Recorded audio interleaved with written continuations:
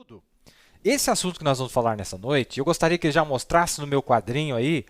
Eu vou usar meu quadrinho digital. Nós já falamos, mas olha, vocês me acompanham, o pastor Maia vai participar, tá ok?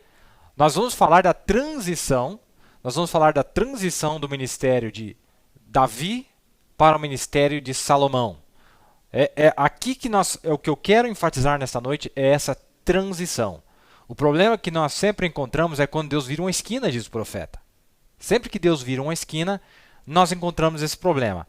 Vocês que têm acompanhado os programas aqui, vocês viram, nós falamos de Moisés e Josué, Elias e Eliseu, Davi e Salomão. E aqui no ministério de Davi e Salomão, nós vamos entender, o pastor Maia já vai fazer um comentário, nós vamos entender que o ministério de Davi e o ministério de Salomão tipifica o ministério do profeta e o ministério da noiva.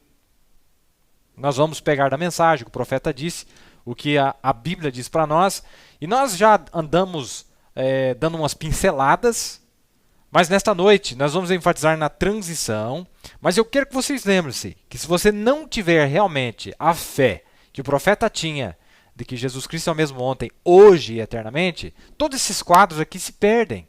Nós vamos ficar com um Deus histórico de 60, 70 anos atrás, não é? Então, não sei se vocês perceberam, o nosso trabalho aqui, o programa, e eu tenho percebido que nós entramos em terrenos perigosos no momento que nós tentamos trazer o ministério para a atualidade, para o tempo presente, ou ele individualmente na nossa vida. Quando você tenta individualizar o ministério, quando você tenta mostrar que Deus está movendo-se na sua própria vida, foi onde todos os profetas de Deus entraram em problema e foi onde o próprio Jesus entrou em problema. Quando eles diziam, blasfemou, porque ele disse que ele é o próprio Deus. Porque é uma linha tão fina de você reclamar a palavra de Deus como sendo atual, presente para você, é a coisa mais perigosa que existe. O que o diabo mais detesta é um crente que traz a palavra de Deus para o tempo presente, não o tempo passado. Não viver das glórias do passado. Seja lá, o profeta já se foi.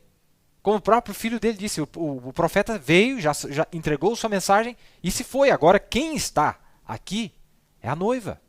Não é, pastor Maia? Então, o pastor Maia pode fazer um comentário em relação a isso aí. Nós vamos começar por aí. Vocês já viram meu quadrinho. A transição desses dois ministérios. Eu quero lembrar aqui, eu achei muito importante, foi a primeira parte que nós falamos aqui sobre João Batista e Jesus. E antes de ler a escritura do Velho Testamento, eu queria fazer esse comentário aqui. Ao mesmo tempo que quando Jesus entrou em cena, o João já estava pregando. João pregou primeiro, não foi o Filho do Homem. O Filho do Homem veio depois.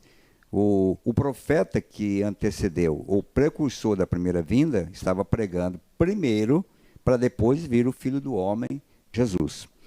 Eu quero que vocês notem que quando Jesus encontrou os escribas e fariseus, uma das desculpas que eles tiveram para rejeitar o Filho do Homem é que eles tinham crido em Moisés. Mas nós temos Moisés como profeta. Vocês podem ver em São João capítulo 8, que era uma das coisas que eles estavam se esquivando em aceitar Jesus, é porque eles estavam crendo no profeta Moisés, que era o profeta hebreu, considerado um dos maiores profetas deles, que era Moisés. E note que, quando João entrou em cena, ou quando Jesus entrou em cena, e João disse, é necessário que eu diminua e que ele cresça, ali estava a mudança de ministério. Ali estava a transição do ministério do profeta para o ministério do Filho do Homem. Mas tinha que haver uma diminuição de João, para que o Filho do Homem pudesse. Essa diminuição era ele saindo de cena, como vocês vão ver na própria Bíblia, que João logo em seguida foi morto no cárcere.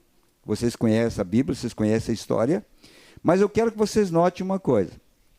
Anos depois, eu não sei precisamente quantos anos, quem sabe o Neville pode lembrar quantos anos depois, nós encontramos Apolo, lá em Coríntios, lá em Atos dos Apóstolos, capítulo 19, nós encontramos Apolo e um grupo de irmãos que eram discípulos de João. Eles tinham sido convertidos por João, o filho do homem tinha vindo, já tinha ministrado. Eles não deixaram João Batista por Jesus.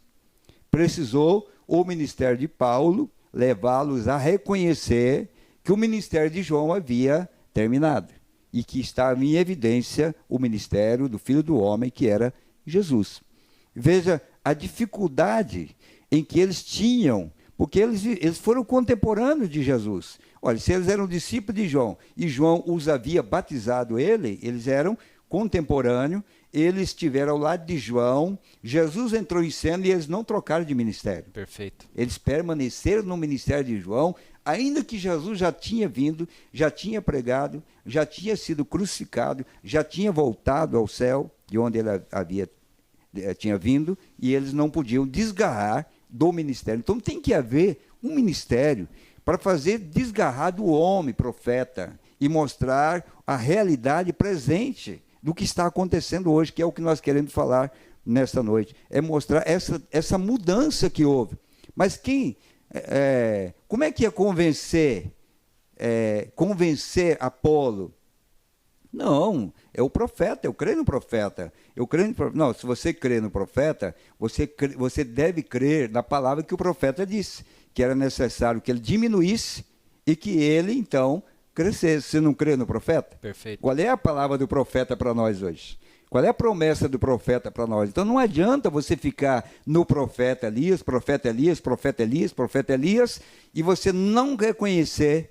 Então seria um Apolo encontrando Paulo e continuar ainda com a sua mente virada para o profeta João, que já havia saído de cena. Era isso que eu queria lembrar, Neville? Essa palavra, porque nós vamos entrar exatamente nesse assunto de transição. Perfeitamente.